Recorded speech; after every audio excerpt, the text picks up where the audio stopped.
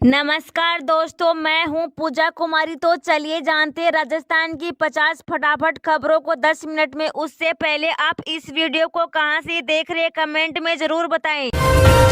प्रधानमंत्री सूर्योदय योजना का लाभ उठाने के लिए जरूरी ये दस्तावेज जान ले आप भी पूरी प्रोसेस। आज आपको केंद्र सरकार की प्रधानमंत्री सूर्योदय योजना के बारे में जानकारी देने जा रहे हैं, जिसे हाल में पीएम मोदी ने लॉन्च किया है। इस योजना माध्यम से केंद्र सरकार देश के गरीब और मध्यम वर्ग के लोगों को सौर ऊर्जा का लाभ प्रदान करना चाहती है। इसके माध्यम से केंद्र सरकार की ओर से देश के करीब 1 करोड़ की घरों छतों पर सोलर पैनल लगाने का लक्ष्य निर्धारित किया गया है। सरकार की इस योजना से हर महीने आने वाली बिजली बिल की बचत भी की जा सकेगी। केंद्र सरकार इस योजना का लाभ वे लोग उठा सकते हैं जिसकी वार्षिक आय 1 या 1.5 लाख रुपए से कम है। प्रधानमंत्री सूर्योदय योजना के आवेदन करने के लिए आवेदन के पास आधार कार्ड, एड्रेस प्रूफ, बिजली बिल, आय प्रमाण पत्र, mobile number, bank passbook, passport size photo आदि दस्तावेज होने बहुत ही जरूरी है। राजस्थान में कोई बदलाव नहीं। बीजेपी ने 23 राज्यों में बदले प्रभारी सह प्रभारी। लोकसभा चुनाव को लेकर भाजपा ने अपनी तैयारियां तेज कर दी है। इसी बीच पार्टी की ओर से लोकसभा चुनाव 2024 के मद्देम नजर राज्य से केंद्र शासित प्रदेशों के लिए चुनाव प्रभारी और सह प्रभारियों की नियुक्ति की गई है। सबसे खास बात यह कि राजस्थान और छत्तीसगढ़ में कोई बदलाव नहीं किया गया है। हालांकि चुनावी प्रदेश रहे मध्य प्रदेश और प्रभारी बदले गए हैं। भाजपा की ओर से जारी प्रभारी और से सह प्रभारी की सूची में जहां पश्चिम बंगाल में 3 प्रभारी और सह प्रभारी नियुक्त किए गए तो वहीं उत्तर प्रदेश जैसे बड़े राज्य में सिर्फ एक व्यक्ति को जिम्मेदारी सौंपी गई है।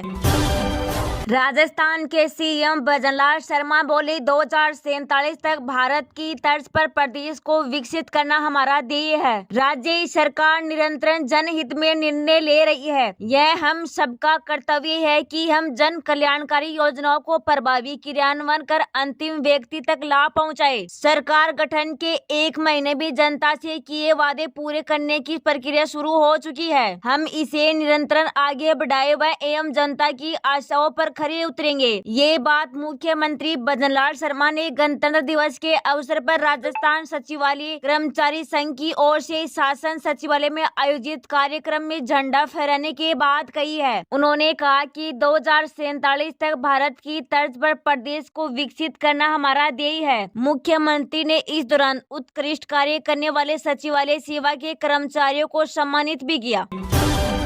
सीएम भजनलाल के साथ मंच पर 2 की जगह लगी 4 कुर्सी तो सचिवालय में शुरू हो गई जबरदस्त कानाफूसी। कहती है कि हर तस्वीर कुछ कहती है और वह तस्वीर जब सियासी हो तो उसके मायने भी अलग होते हैं और संदेश भी दूर तलक जाते हैं। 26 जनवरी को 75वां गणतंत्र दिवस मनाया गया, लेकिन सचिवालय से निकलकर सामने आई एक तस्वीर को लेकर जबरदस्त कानाफूसी का दौर जारी है। दरअसल अब तक सचिवालय में आयोजित कार्यक्रम में मंच पर 3 कुर्सियां लगा करती थी, लेकिन इस बार मुख्यमंत्री, चीफ सेक्रेटरी और कर्मचारी संघ अध्यक्ष की तो कुर्सी लगी, लेकिन साथ में मुख्यमंत्री के 2 ओएसडी की कुर्सी भी मंच पर लगाई गई। जबकि स्वतंत्रता दिवस और गणतंत्र दिवस के मौके पर मंच पर 3 ही कुर्सी लगने का प्रोटोकॉल है।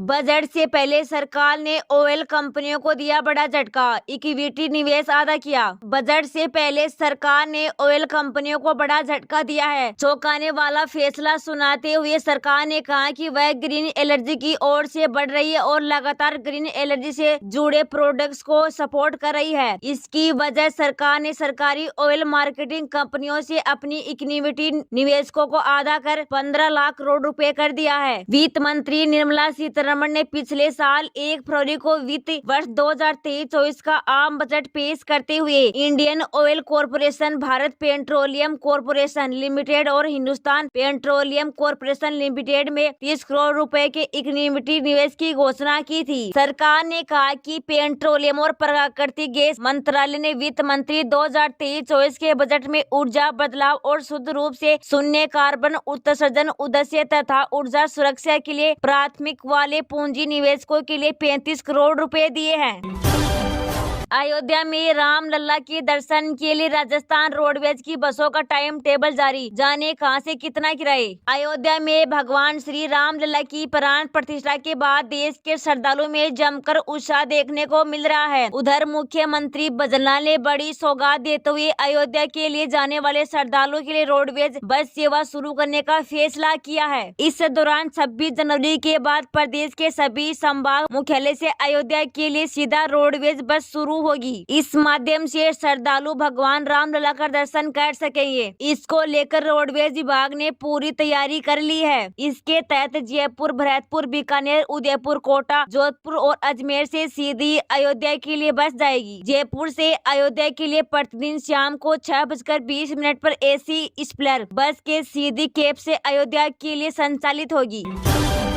राजस्थान में मौसम अलर्ट, कड़ाके की सर्दी और कोहरे से मिली आंशिक राहत, श्रीगंगानगर वाले रहे सावधान। राजस्थान में सर्दी के तीखे तेवर में अभी थोड़ी नरमी आई है। कोहरे और सर्द हवाओं से आंशिक रूप में राहत मिली है। हालांकि प्रदेश भर में मौसम शुष्क बना हुआ है, लेकिन अति शीत लहर से निजात मिली हुई है। सुबह शाम की सर्दी के अलावा दिन भर तेज धूप निकल रही है। सुबह के सर्वाधिक सर्दी वाले इलाके के चूरू और फतेहपुर को छोड़कर अन्य स्थानों पर न्यूनतम तापमान 5 डिग्री से ऊपर बना हुआ है। फतेहपुर और चूरू में शुक्रवार को तापमापी पारा 3.6 डिग्री पर अटका रहा। वहाँ रह रहकर सर्द हवाएं लोगों को परेशान कर रही है। मौसम विभाग के अनुसार आगामी 1 फरवरी तक मौसम शुष्क बना रहेगा। अगले 2 दिनों में तापमान में कोई खास परिवर्तन होने की संभावना नहीं है। उसके बाद तापमान में 2 से 4 डिग्री की बढ़ोतरी हो सकती है। हालांकि मौसम विभाग ने शनिवार और रविवार को पूर्वी राजस्थान, अलवर तथा भरतपुर में कोहरा छाए रहने के आसार जताए हैं, लेकिन शीतलहर की संभावना से इनकार किया है। मौसम विभाग के मुताबिक पूर्वी राजस्थान की दौसा, धौलपुर, सवाई माधोपुर, सीकर, झुंझुनू, करौली और टोंक में शनिवार को सामान्य कोहरा छाए रहने का अनुमान है, जबकि पश्चिमी राजस्थान के चूरू और बीकानेर में भी कुछ ऐसी तरह के मौसम के आसार है। पश्चिमी राजस्थान के श्रीगंगानगर और हनुमानगढ़ में शनिवार को ज्यादा सर्दी रहने के साथ ही कोहरा भी छाया रह सकता है।